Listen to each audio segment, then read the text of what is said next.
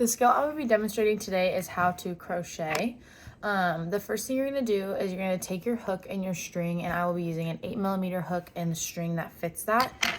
Now, the string is pretty thick and so and rope-like, and so it's a little bit coarse. So when I'm showing my my knots, I will be having to use a little extra force to pull it through. Okay, so the first step is to make a slip knot. And so you're just gonna wrap it using your dominant hand, wrap it around your non-dominant hand's first two fingers, and you're gonna wrap and pull this string through to make a loop. And then you're gonna tighten it like so, and so that it's can easily slip in and out. And then you're gonna take your hook in your dominant hand and tighten it. Tighten the string to the hook. And the next part that you're going to do is you're going to take this string. This is it's connected to your ball of yarn, and you can put it on your lap or a table, and you're going to wrap it around your pinky. You're going to start on the inside, wrap it around your pinky, and then wrap it up to your pointer finger. And so it's going to look like this. And then you're going to want enough slack to be able to pull the string through as you're looping your knots. And so the first part will be to make the first technical knot. And so what you're gonna do is you're gonna take the hook, you're gonna go, I have the phrase under the water, you're gonna go under the water, hook onto the string, and pull it through this first knot. And like I mentioned previously, this string is pretty coarse, so sometimes you have to help coarser string through to get through. So I have made one knot. So once I have made one knot, sometimes I readjust my hands so that I can get smooth with it. And I will be making the shape of a square, or the beginning steps to make a square. And so doing this, you'll just continue to make knots until you get your desired length. And for example, on this knot that I just did, I accidentally pulled it all the way through because I was using an excessive or more amount of force than I would normally do on a, let's say, a string like this. This is a softer string. However, this is not good to use for beginners because it is hard to see the knots that you're making. So I pulled it through too much, and if you do that, you can just tighten it like this and reset. And so once I've reset, I can continue making my knots. And with this square, I don't really want the knots to be too tight because this is a rope-like string, and so sometimes it can be hard to go back through when you are making the shape of the square. So I'll just continue to make my link knots. And go through as so.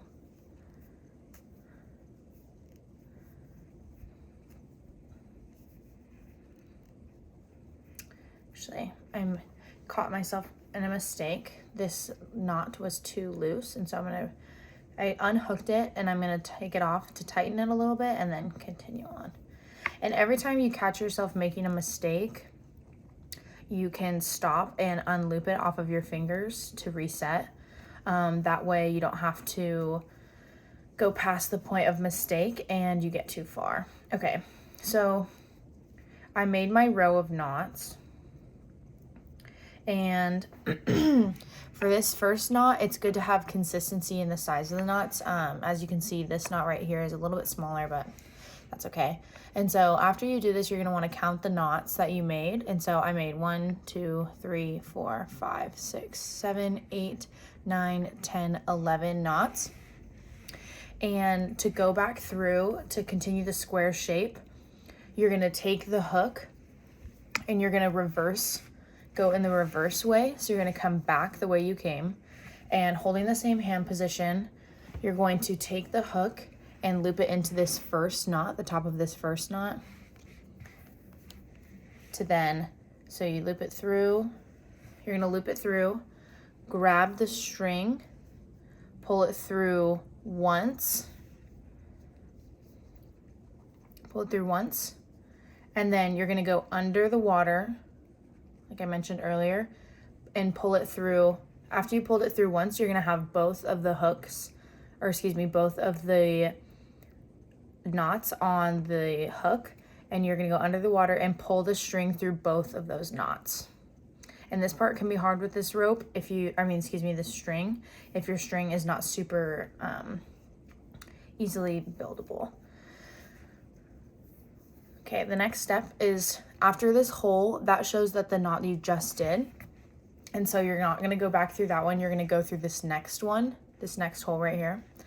So it's just the same process.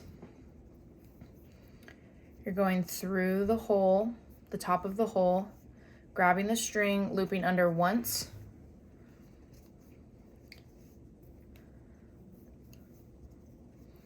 and going back and looping under twice.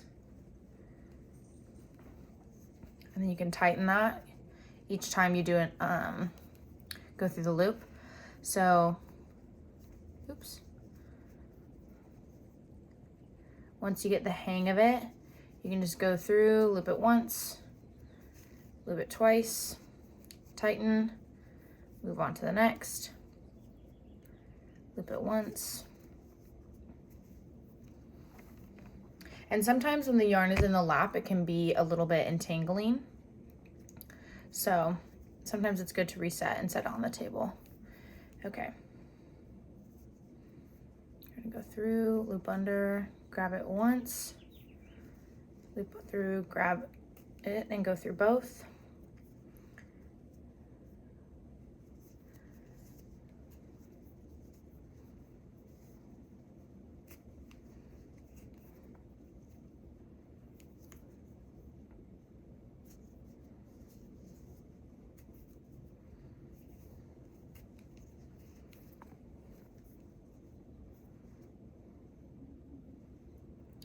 Go through, grab it once, grab it twice.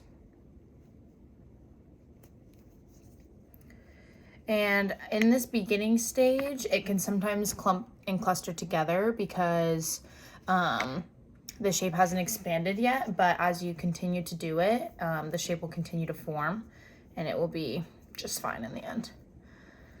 So I'm gonna go through, I only have a couple more knots left. You're gonna go through, grab it once, go through, grab it twice. And then on this last knot, you're gonna go through, grab it once. And this, at the end, it can be difficult to get it through both. And get it through the last knot. Okay, once you get to this step, to continue the shape, all you're gonna do is it's looped on the last one. We're at the beginning of the first knot that we made on the second row. All you're going to do is you're gonna flip the group of string to the side.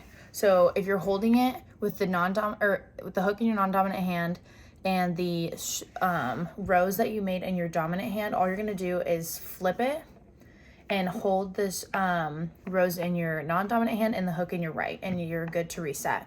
And once we go back in this shape, all you're gonna do again is set up your hands, unravel some string. And in this, when you're going back on your rows, you're looking for this top piece, this section, to go under like this and pull the string through. So it'll be these top holes every time. So go under, oops, sorry. You have the string set on this, so you're gonna jump to the next hole. You're gonna pull up on this string, make sure the string is up so you don't grab it. And this part can be difficult on a tougher string, but on an easier string, it's easier to pull through. So grab it once, just like last time. Get it nice and stretched out and grab it twice. And you're just gonna complete that same set of steps all the way through, all the way until you get rows of finished product. And then for beginners, like I mentioned earlier, it's good to use a string that is like, you can see exactly what you're doing. And so even though this is a coarser string, it's good for me when I was learning because I could see the knots that I was doing. Whereas the other string that I showed you, it's really hard to see the string because it was a pattern and it was also black, and so you couldn't really see the holes. And so yes, that is how you complete a simple knot for crocheting. And a project that I'm working on right now with this is to create pads for my stove, like pots and pans. And so that is something I'm currently working on with this string right now, and that is hopefully I will finish before graduation, but crocheting takes time and there's not a lot of time. So that can be spent doing fun things when you're trying to complete your undergrad degree. However, this was a really good skill for me to learn because I found myself taking, I call them brain breaks, to be able to crochet and not go on TikTok. And that was really good for me because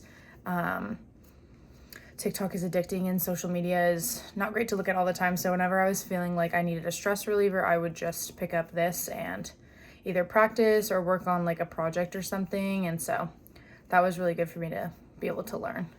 And so, yeah, this is how you crochet.